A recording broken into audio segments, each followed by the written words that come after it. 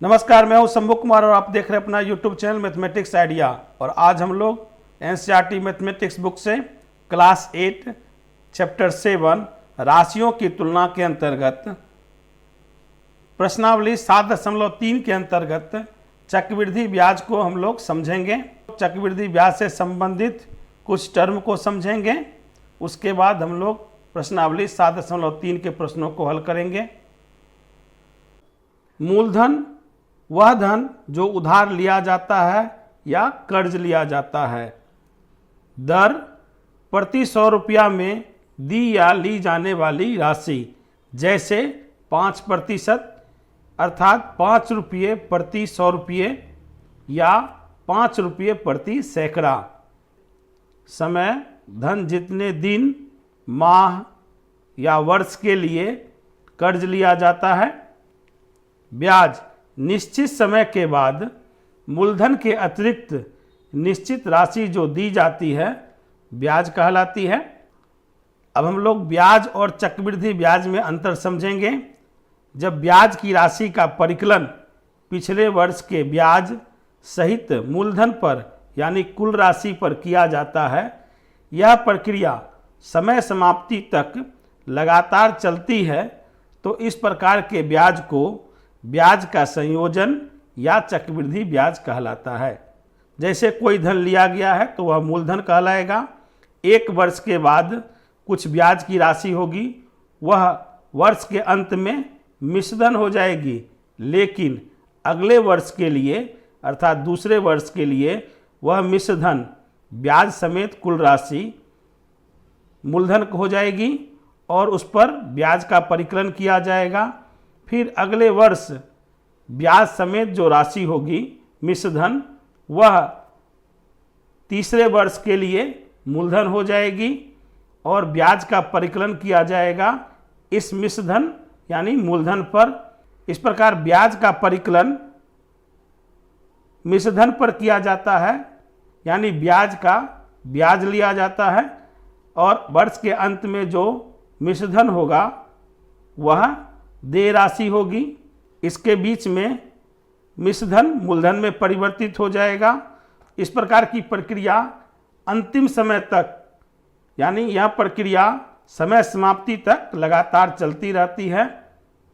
अब हम लोग प्रश्नावली 7.3 के प्रश्नों को हल करते समय सूत्रों को ध्यान में रखेंगे। मिश्रधन का सूत्र होगा मूलधन जोड़ ब्याज। जब मिश्रधन दिया रहे तब मूलधन बराबर हो जाएगा मिश्रधन माइनस ब्याज। ब्याज का सूत्र होगा मिश्रधन माइनस मूलधन। प्रश्न में मूलधन, समय और दर दिया हुआ है तो मिश्रधन ज्ञात करेंगे। तो मिश्रधन का सूत्र होगा मूलधन गुने 1 प्लस दर बट्टा 100 पावर समय। अवमूल्यन की स्थिति में मिश्रधन होगा मूलधन गुने 1 माइनस दर बट्टा 100 पावर समय। यदि समय पूर्णांक में हो यानी m पूर्णांक n बट्टा p हो तो ऐसी स्थिति में मिश्रधन का सूत्र होगा मूलधन गुने 1 प्लस दर बट्टा 100 पावर m।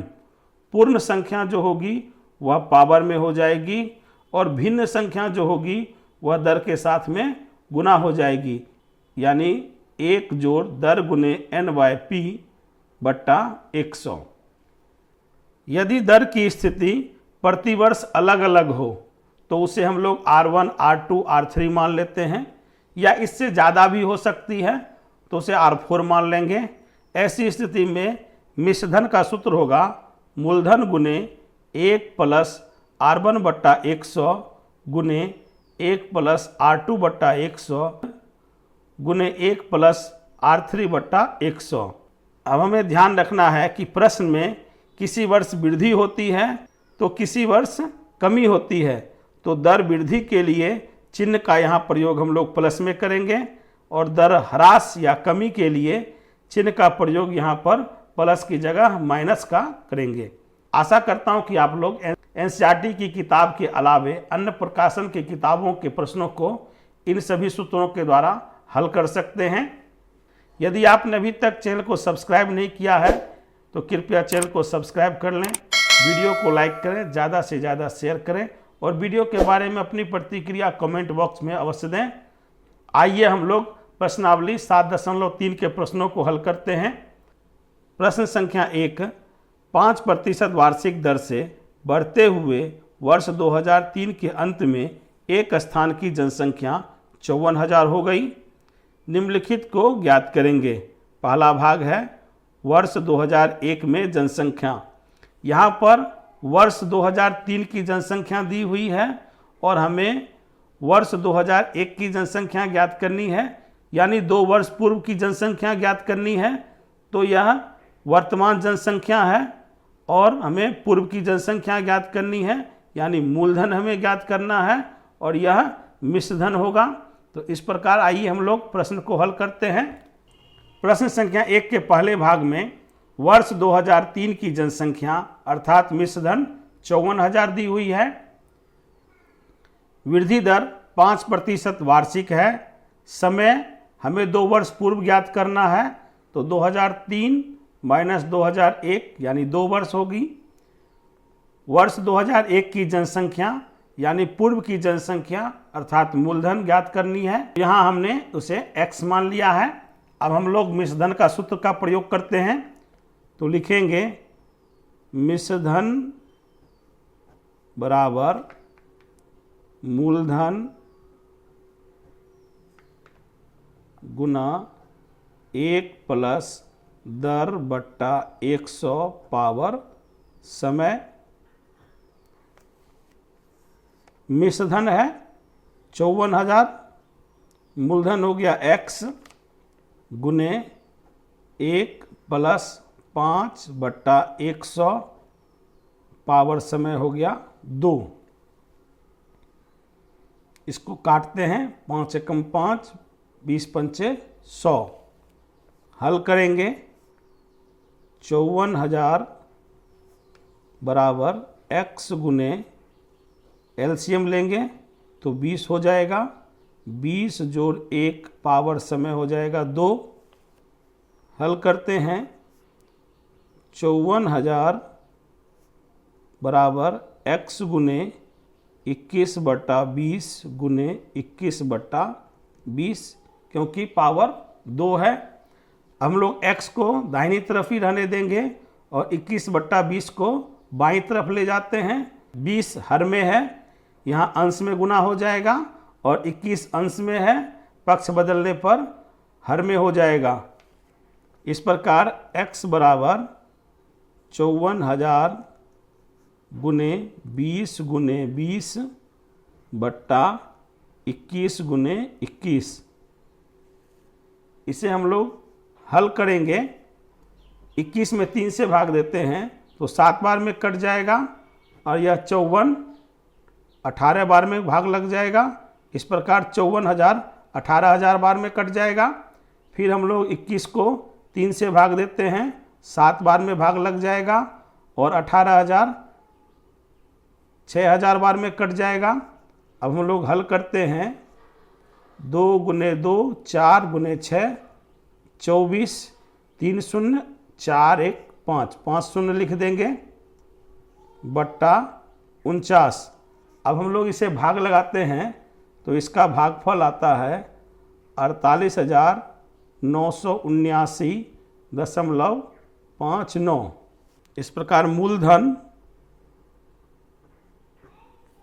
अर्थात 2001 वर्ष 2001 की जनसंख्या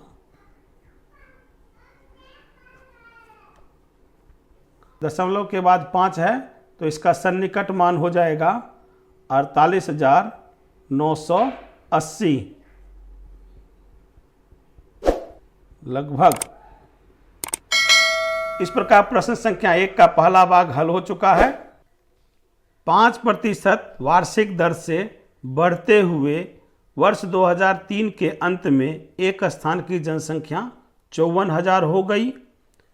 तो हमें दूसरे प्रश्न के अंतर्गत वर्ष 2005 में कितनी जनसंख्या होगी, यानी वर्ष 2003 में जनसंख्या 54,000 है, यानी मूलधन है। वृद्धि दर 5% है। 2 वर्ष बाद अर्थात वर्ष 2005 में कितनी जनसंख्या होगी, यानी हमें मिश्र धन ज्ञात करना है।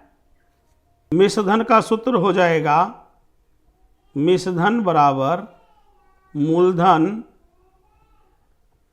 गुने 1 प्लस दर बट्टा 100 पावर समय। मूलधन है 54,000 गुना 1 जोड़ दर हो गया 5 बट्टा 100 पावर समय हो गया 2। 5 से भाग लगाएंगे, एक बार में भाग लग जाएगा, और 100 20 बार में भाग लगेगा। इस प्रकार 54,000 गुने 1 जोड़ 1 बट्टा 20 पावर समय 2। हल करेंगे 54,000 एलसीएम लेंगे 20 हो जाएगा, 20 जोड़ 1 पावर 2। हल करेंगे 54,000 गुने 21 बट्टा 20 गुने 21 बट्टा 20, क्योंकि पावर 2 है। शून्य से शून्य काट देंगे, 2 शून्य कट जाएगा। अब 540 में 2 से भाग लगाएंगे, 270 बार में भाग लग जाएगा। फिर 2 से भाग लगाएंगे 270 में, 135 बार में भाग लग जाएगा। अब हम लोग 135 गुने 21 को हल करते हैं, गुना करेंगे तो गुना करने के बाद गुणनफल आएगा 59,535। इस प्रकार वर्ष 2005 के अंत में जनसंख्या होगी 59,535। इस प्रकार प्रश्न संख्या 1 का दूसरा भाग हल हो चुका है। आइए हम लोग प्रश्न संख्या 2 हल करते हैं। प्रश्न संख्या 2, एक प्रयोगशाला में किसी निश्चित प्रयोग में बैक्टीरिया की संख्या 2.5% प्रति घंटे की दर से बढ़ रही है। यदि प्रयोग के शुरू में बैक्टीरिया की संख्या 5,06,000 थी तो 2 घंटे के अंत में बैक्टीरिया की संख्या ज्ञात कीजिए। यहाँ पर समय 2 घंटा हो गया। 2 घंटा पूर्व बैक्टीरिया 5,06,000 है, यानी यह मूलधन हो जाएगा, और वृद्धि दर 2.5% प्रति घंटे है। तो आइए हम लोग प्रश्न संख्या 2 हल करते हैं। इस प्रश्न को हम लोग सामान्य विधि से हल करते हैं। बैक्टीरिया की संख्या 5,06,000 है, वृद्धि दर 2.5% प्रति घंटे है, तो 1 घंटे बाद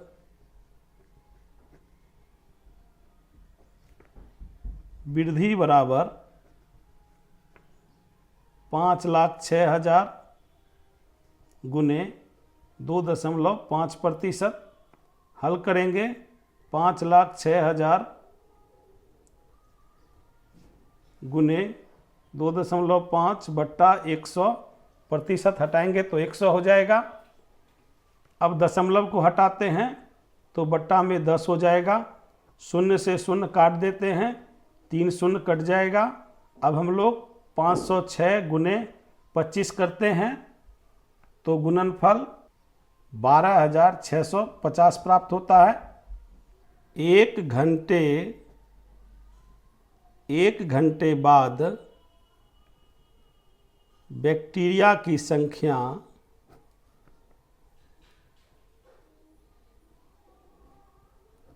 बराबर हो जाएगा 5,06,000 जोड़ 12,650। हल करेंगे 5,18,650 हो जाएगी। पुनः 1 घंटे बाद वृद्धि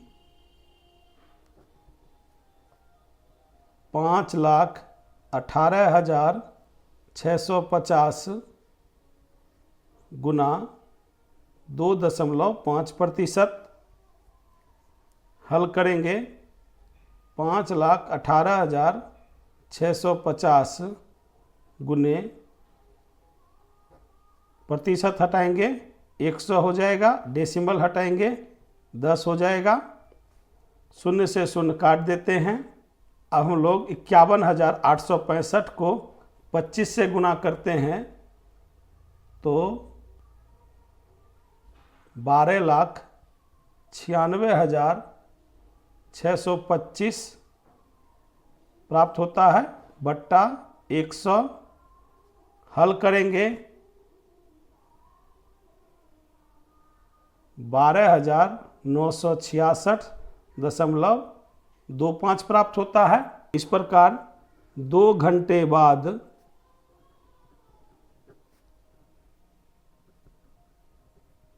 बैक्टीरिया की कुल संख्या बराबर पूर्व संख्या है 5,18,650, वृद्धि हुई है 12,966.25। हल करेंगे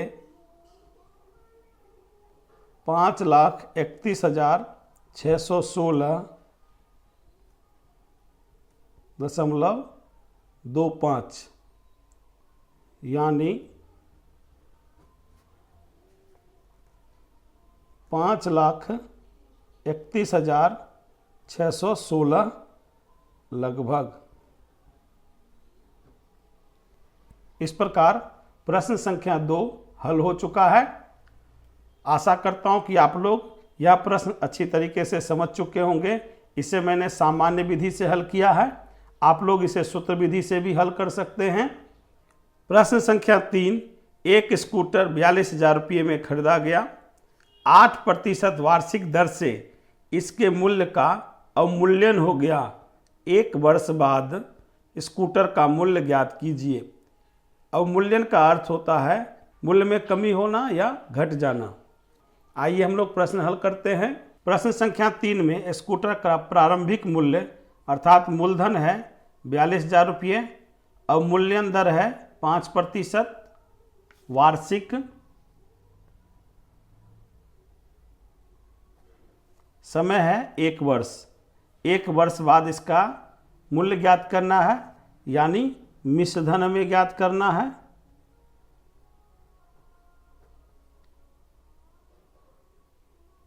मिश्र धन का सूत्र हो गया मूलधन गुना 1, अवमूल्यन है तो माइनस दर बट्टा 100 पावर समय। मूलधन हो गया 42,000 रुपये गुना 1 माइनस 8 बट्टा 100 पावर समय है 1।